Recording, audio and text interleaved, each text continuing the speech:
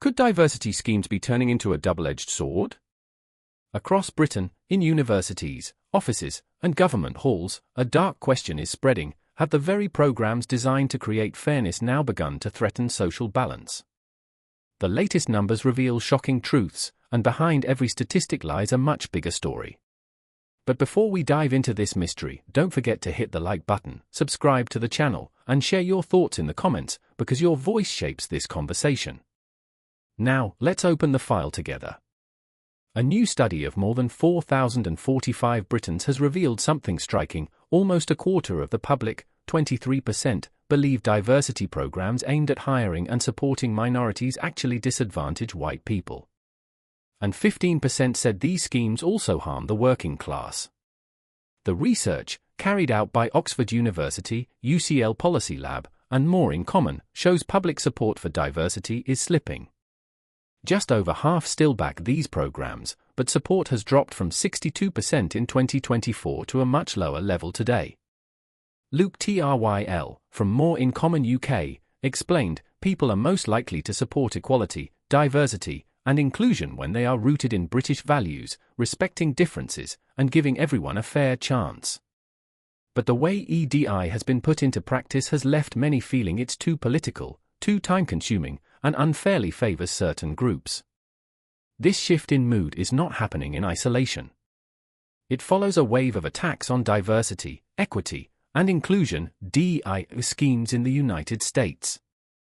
There, Donald Trump has launched an aggressive campaign against them, signing executive orders banning federal agencies and government contractors from using DEI programs.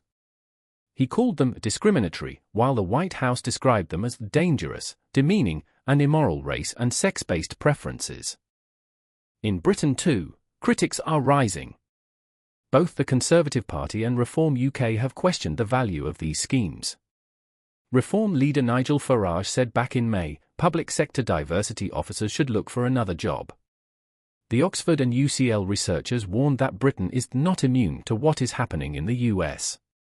And Tim Soutphommasane, Oxford's chief diversity officer, added, the global political landscape has changed, and British public opinion is now reflecting those shifts. The study also found that Britons increasingly prefer hiring targets based on socio-economic background rather than ethnicity.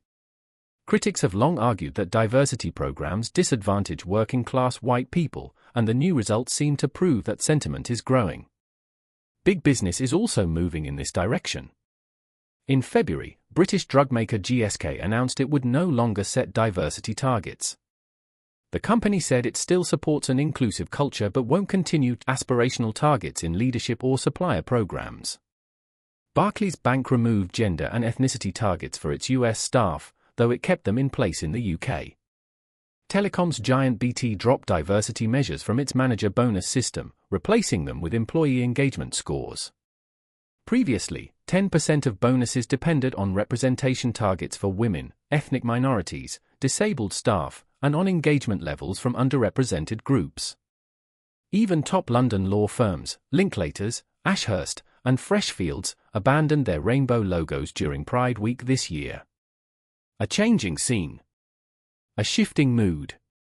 A struggle between the values of fairness and the weight of politics. But the unanswered question remains, is this simply a natural backlash against programs that never truly worked, or the beginning of the end for diversity as we know it? Time will give us the answer. Until then, the debate continues, and the tension only grows. Don't forget to subscribe, turn on notifications, and leave a comment. Do you think diversity programs make society fairer, or have they created a new kind of unfairness?